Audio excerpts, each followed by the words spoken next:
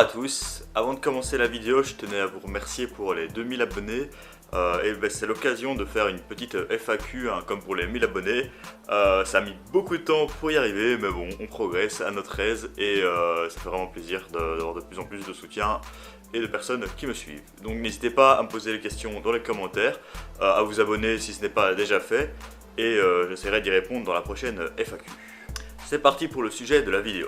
À quel point tu dois être fort pour réussir ou apprendre des figures de calisthénie. Nous allons voir certains prérequis, certaines stats, certains chiffres à atteindre sur certains mouvements pour pouvoir entraîner ces figures de calisthénie. Ici, on aime les chiffres et la science. Le but sera surtout de souligner l'importance du travail de certains exercices qui sont parfois plus accessibles, ils seront moins techniques, moins spécifiques et moins sexy, on va pas se le cacher. Mais ils vont vous permettre de construire une telle base que les figures seront beaucoup plus accessibles, voire parfois gratuites, donc venir toutes seules comme par magie sans les entraîner. Aussi, ça nous permettra de se rendre compte du niveau de force qu'on a besoin pour réaliser certains mouvements. Ça nous permettra aussi d'être plus réaliste et de donner d'éventuelles pistes de réflexion pour les acquérir. Maintenant, bien sûr, il y aura des limites à tous ces chiffres. Notamment car la spécificité, donc la pratique des figures de votre objectif principal, restera le facteur numéro 1. Ça demande tout un apprentissage technique. La force d'ailleurs également requiert de la spécificité, car la force est un skill. Donc ce n'est pas parce que vous êtes fort sur un exercice que vous serez forcément fort sur tous les exercices, même si ce seront parfois les mêmes groupes musculaires qui vont travailler. Aussi, certains exercices que je vais illustrer peuvent être inconfortables pour vous, ou alors tout simplement vous n'y aurez pas accès et donc vous ne pourrez pas le travailler. Et ces ratios pourront aussi avoir une grosse marge de différence en fonction des individus.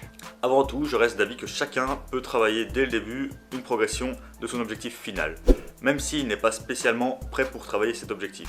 Par exemple, si vous souhaitez faire le full front lever mais que vous ne savez pas encore faire une traction, eh bien de mon expérience et de mon avis, en fait c'est possible de travailler ça dès le début. Vous allez pouvoir vous améliorer sur les 2 points et ça vous motivera de voir cette amélioration. Et ce n'est pas spécialement contre-productif de travailler plusieurs objectifs, surtout si vous débutez, car vous allez vous améliorer quoi qu'il arrive. Une observation assez intéressante également, c'est qu'une personne qui a débloqué ses skills en général aura déjà ses standards sans forcément les avoir travaillés. Tandis que l'inverse n'est pas forcément vrai. Encore une fois, ça à prendre avec des pincettes, mais c'est une observation que l'on peut faire, d'où la puissance de la calisthénie. Par exemple, quelqu'un qui sait faire des tuck planches push-ups pourra facilement faire du développé couché, tandis que quelqu'un qui fait du développé couché, je ne doute qu'il sache faire des tuck planches push-ups sans entraînement.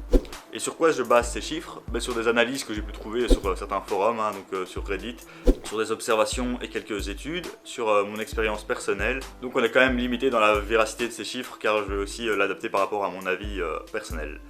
Passons au mouvement, le handstand. À quel point doit-on être fort pour tenir un handstand? Est-ce qu'on a besoin de force?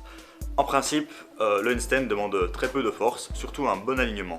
Mais il demande quand même de la force dans les trapèzes, notamment le trapèze supérieur, et peut-être un petit peu dans les épaules. Donc je suis d'avis que bien maîtriser la pike push-up, donc peut-être en full ROM ou plusieurs répétitions au sol, j'ai entendu avec un bon alignement, sera un plus pour apprendre son handstand.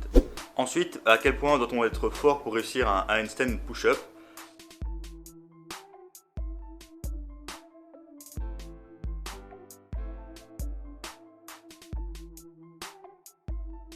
Selon ce post sur Reddit et cette petite enquête à micro-échelle bien sûr, il faudrait avoir un military press à 80% de notre poids de corps, ce qui paraît assez logique car c'est vraiment un mouvement qui limite plutôt bien, même si bien sûr la technique et le poids que vous allez porter sera différent.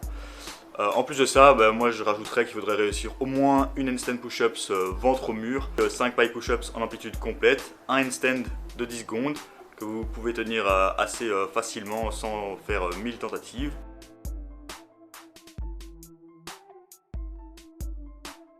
Pour le muscle up, réussir une traction à 50% de votre poids de corps, voir la récente vidéo de Stenios ou la mienne sur le muscle up, ou au moins 10-15 tractions au poids du corps, vous facilitera grandement l'acquisition et l'apprentissage de ce mouvement.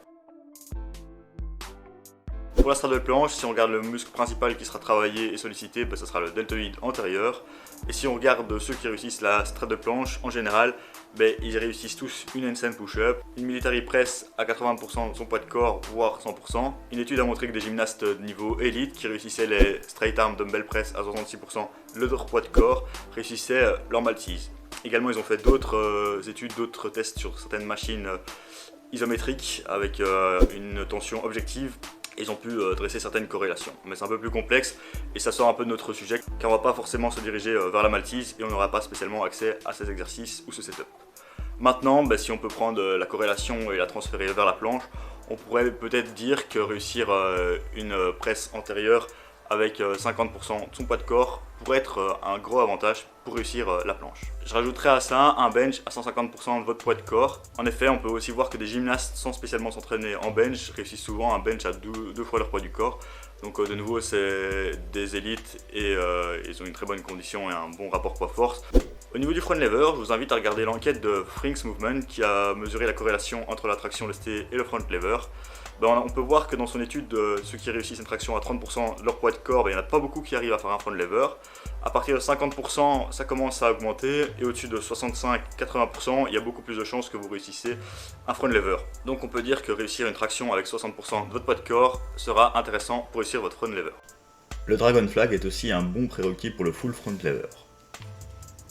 Au niveau de la one arm pull-up, on va faire ensemble le calculateur de Frings et voir si je suis en théorie capable de réussir une one arm pull-up. Nous voici sur le calculateur de Frings, donc je vous mets le lien dans la description, je vous mets aussi le lien des autres enquêtes que j'ai citées dans cette vidéo. De plus, il a fait une super vidéo sur toute la one arm pull-up qui explique pas mal les particularités individuelles, donc comme tous les skills, ça montre aussi que ces genres de corrélation n'est pas forcément réaliste, mais ça nous donne quand même une bonne estimation de si on est capable ou non de l'avoir. Donc on va rentrer ici les données, donc moi par exemple je mesure 1m75, je pèse 78 kg. Ici c'est le pourcentage de ma RM par rapport à mon poids du corps, hein, donc j'ai une traction à 60 kg et je pèse 78 kg, et du coup ça nous fait un chiffre de 76%. Et ce qui nous redonne ici dans cette case les probabilités cumulées que je réussisse ou non une traction une main, et donc que je sois dans une certaine catégorie. Donc il y a quand même 60% de chances que je sois dans la catégorie intermédiaire et que je sache faire plusieurs répétitions en excentrique ou que j'ai une traction à une main en mauvaise forme, en supination ou pronation. Et ce qui est le cas. Donc j'ai une traction pas hyper clean à gauche et j'en ai pas à droite, mais je sais faire de l'excentrique à droite. Donc ça nous donne quand même une bonne idée qu'il faut quand même une très bonne traction lestée pour réussir probablement et d'avoir plus de chances cette traction à une main. Il y a également notre test de régression logistique, un peu plus fourni aussi. Donc dans ce test là, je pense que mes chances sont vachement plus élevées que dans l'autre. Voilà, c'est juste des petits tests pour se donner une idée, rien de nouveau, le terrain et le testing en lui-même. Je n'abordais que ces mouvements car ce sont les principaux. D'autres mouvements comme le back lever, le L-sit sont un peu plus spécifiques et souvent vous allez aussi les obtenir de manière gratuite en travaillant ces mouvements que j'ai présentés. Maintenant si vous avez la planche et le front lever, il y a énormément de chances que vous ayez le back lever, voire le drapeau et d'autres exercices aussi. En plus il y a encore toutes les limites que j'ai dit au niveau de ces chiffres, mais j'espère que ça vous permet de vous rendre compte que les basiques sont très importants, que ça vaut vraiment le coup de passer du temps dessus en parallèle de l'acquisition et du développement des skills. De nouveau, ne vous privez pas de travailler déjà les skills dès le début. Comprendre la technique peut demander beaucoup de temps et peut vous faciliter l'apprentissage de ces mouvements. Si vous avez besoin d'aide pour développer vos skills, comprendre la technique ou développer votre force pour les acquérir, n'hésitez pas à me contacter via le lien dans la description, on passera un appel, voir si je peux vous aider. En attendant, c'était 02 Workout, n'hésitez pas non plus à me poser encore une question pour la FAQ des 2000 abonnés, et on se retrouve pour une prochaine vidéo, salut!